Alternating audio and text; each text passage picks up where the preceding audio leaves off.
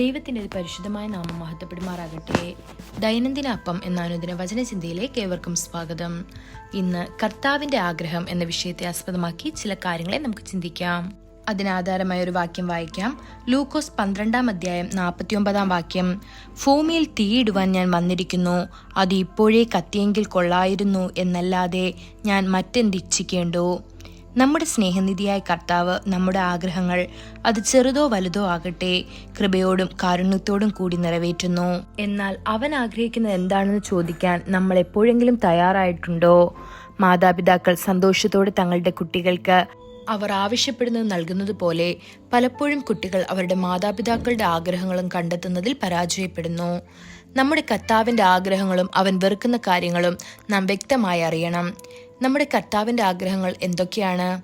ഒന്നാമതായി, യാഗത്തേക്കാൾ അനുസരണം. അബീമലേക്കിനെതിരെ യുദ്ധം ചെയ്യാനും അവനുള്ളതെല്ലാം നശിപ്പിക്കാനും കർത്താവ് ശൗലിനൊരു സന്ദേശം അയച്ചു. എന്നാൽ യാഗങ്ങൾ അർപ്പിക്കാൻ വേണ്ടി വ്യാജമായി അമലേക്ക് രാജാവിനെയും അവരുടെ ഏറ്റവും മികച്ച കന്നുകാലികളെയും ശൗൽ വെറുതെ വിട്ടപ്പോൾ അവൻ ദൈവത്തോട് അനുസരണക്കേട് കാണിച്ചു. എന്നാൽ ശൗലിന്റെ അനുസരണക്കേട് കണ്ട് ദൈവം ദുഃഖിച്ചു. ദൈവത്തിന്റെ പ്രതികരണം വ്യക്തമായിരുന്നു. കർത്താവിനെ അനുസരിക്കുന്നത് പോലെ ഹോമയാഗങ്ങളിലും യാഗങ്ങളിലും കർത്താവിന് പ്രസാദമുണ്ടോ? നോക്കൂ, അനുസരിക്കുന്നത് യാഗത്തെക്കാളും ശ്രദ്ധിക്കുന്നത് ആട്ടുകൊറ്റന്മാരുടെ മേധസ്സിനേക്കാളും നല്ലതെന്ന് 1 ശമൂവേൽ 15 അധ്യായം 22 വാക്യത്തിൽ പറയപ്പെടുന്നു. സത്യാരാധന അനുസരണത്തോടെയാണ് ആരംഭിക്കുന്നത്. രണ്ടാമതായി, തകർന്നതും നുറുങ്ങിയതുമായ ഒരു ഹൃദയം. ദൈവം തകർന്നതും നുറുങ്ങിയതുമായ ഒരു ഹൃദയത്തെ ബാഹ്യയാഗങ്ങളെക്കാൾ കൂടുതൽ ആഗ്രഹിക്കുന്നുവെന്ന് സങ്കീർത്തനക്കാരൻ മനസ്സിലാക്കി. യാഗം നീ ആഗ്രഹിക്കുന്നില്ല, അല്ലെങ്കിൽ ഞാനത് നൽകുമായിരുന്നു. ഹോമയാഗങ്ങളിൽ നീ പ്രസാദിക്കുന്നില്ല. ദൈവത്തിന്റെ യാഗങ്ങൾ തകർന്ന ആത്മാവാണ്. തകർന്നതും നുറുങ്ങിയതുമായ ഒരു ഹൃദയത്തെ ദൈവമേ നീ നിരസിക്കുകയില്ലെന്ന് സങ്കീർത്തനം 51 അധ്യായം 16-17 വാക്യങ്ങളിൽ പറയപ്പെടുന്നു. ദൈവമുൻപാകെ താഴ്ത്തപ്പെട്ട ഒരു ഹൃദയം ആചാരപരമായ യാഗങ്ങളെക്കാൾ വളരെ വിലപ്പെട്ടതാണ്.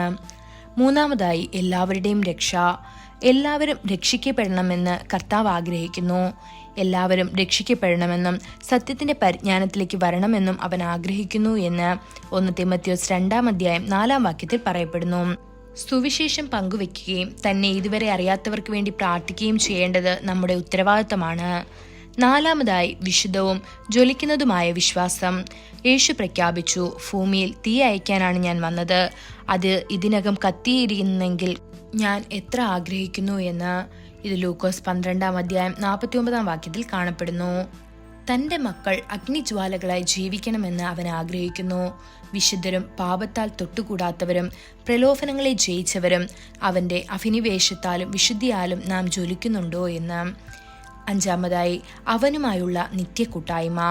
തന്റെ ജനം തന്നോടൊപ്പം ആയിരിക്കണമെന്ന് ക്രിസ്തുവിന്റെ ഹൃദയം ആഗ്രഹിക്കുന്നു.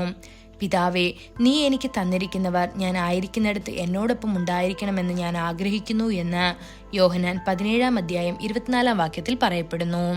നിത്യമഹത്വത്തിൽ നാം അവനോടൊപ്പം വസിക്കണമെന്നതാണ് അവന്റെ അത്യന്തിക ഇഷ്ടം. നമുക്ക് വേണ്ടി ഒരു സ്ഥലം ഒരുക്കാൻ അവൻ പോയിരിക്കുന്നു. ഞാൻ വീണ്ടും വന്ന് നിങ്ങളെ എൻ്റെ അടുക്കൽ കൊണ്ടുപോകും, അങ്ങനെ ഞാൻ ആയിരിക്കുന്നിടത്ത് നിങ്ങളും ആയിരിക്കും എന്ന് വാഗ്ദാനം ചെയ്യുന്നത് യോഹന്നാൻ 14 അധ്യായം 2-3 വാക്യങ്ങളിൽ നമുക്ക് കാണാൻ സാധിക്കും. എത്ര അത്ഭുതകരമായ ആഗ്രഹം! ആ സ്വർഗരാജാവ് എന്നേക്കും നമ്മോടൊപ്പം ഉണ്ടായിരിക്കാൻ ആഗ്രഹിക്കുന്നു. ഈ വചനങ്ങളാൽ ദൈവം നമ്മെ ഓരോരുത്തരെയും അനുഗ്രഹിക്കുമാറാകട്ടെ. കൂടുതൽ ധ്യാനത്തിനുള്ള വാക്യം വെളിപ്പാട് 3 അധ്യായം 21 വാക്യം. ജയിക്കുന്നവന് ഞാൻ എന്നോട് കൂടെ എൻ്റെ സിംഹാസനത്തിൽ ഇരുപ്പാൻ വരം നൽകും. ഞാനും ജയിച്ച് എൻ്റെ പിതാവിനോട് കൂടെ അവൻ്റെ സിംഹാസനത്തിൽ ഇരുന്നതുപോലെ തന്നെ. ഇന്നത്തെ ബൈബിൾ വായന രാവിലെ 1 ശമൂവേൽ 10, 11, 12 അധ്യായങ്ങൾ. വൈകുന്നേരം ലൂക്കോസ് 9 അധ്യായം 37 മുതൽ 62 വരെയുള്ള വാക്യങ്ങൾ. ആമേൻ.